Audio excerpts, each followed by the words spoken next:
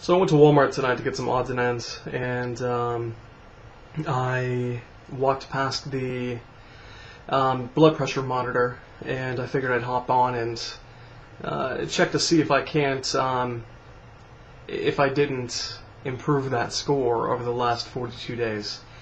And I've used that very same monitor at that very same Walmart numerous times, a couple of times before I started on this most recent journey, and a couple of times after.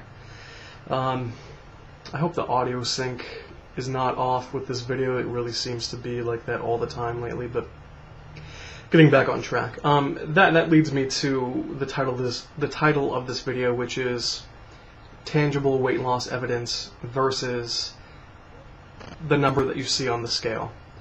So I consider blood pressure to be the most, if not one of the most, tangible pieces of weight loss or improved fitness evidence that there is.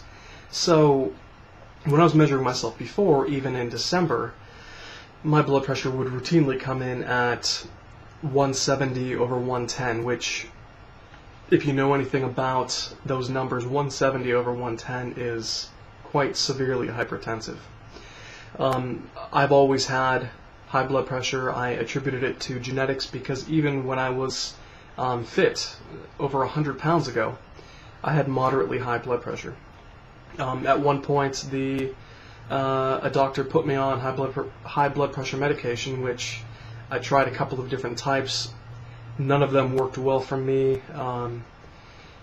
There were symptoms I just didn't like, and the high blood pressure is the silent killer, so the blood pressure itself wasn't affecting me, so I said, no, I'm not going to take these. But even with medication, it didn't bring it down to a reasonable number. So tonight, after 42 days on this diet which consists of half a dozen eggs every day, cheddar cheese every day, bacon, sausage, beef, pork, chicken with butter. This diet, which on the surface is terrible for you according to conventional wisdom, in 42 days and 28 pounds later, my blood pressure is down to 148 over 78. And 148 over 78 is still mildly high, but a dramatic improvement over 42 days ago. Now, so I pat myself on the back for that one because that's a huge improvement. I've just lowered my risk of a heart attack exponentially.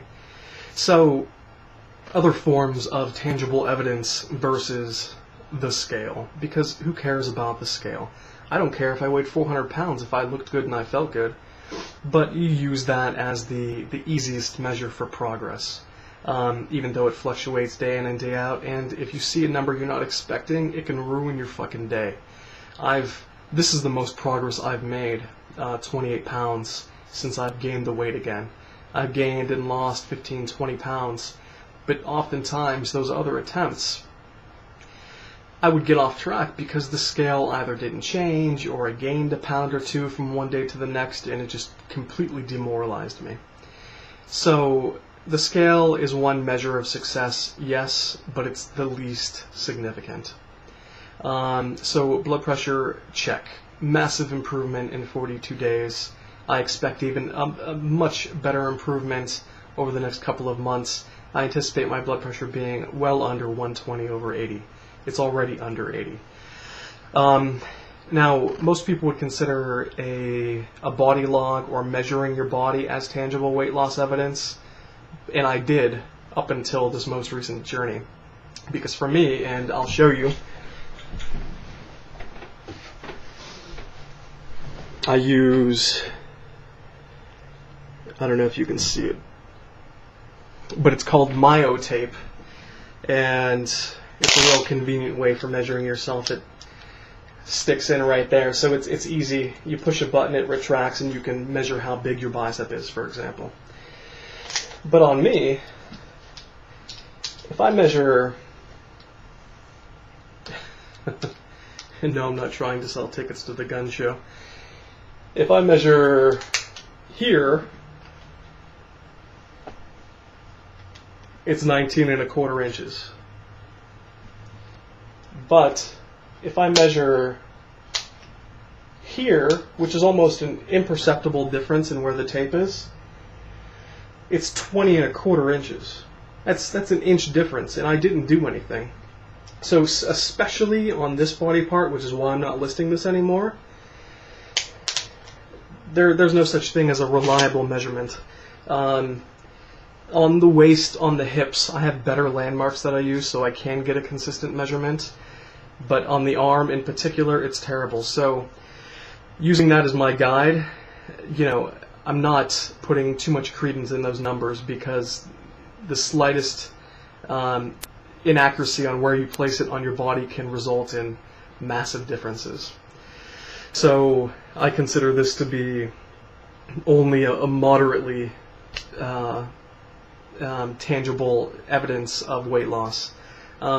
My favorite part, well, not my favorite, my second favorite piece of tangible evidence behind the blood pressure, obviously, because that's saving my life. But my second favorite thing that I do, which is why I have the closet open behind me, you can see those yellow sticky notes, and I'll bring one over for you.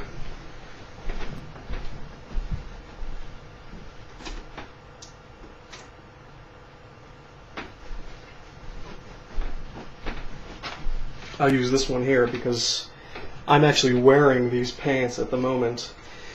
Size 44 waist, and you can't see it, I'm sure the lighting's terrible in here, but size 44 waist, 32 length pants.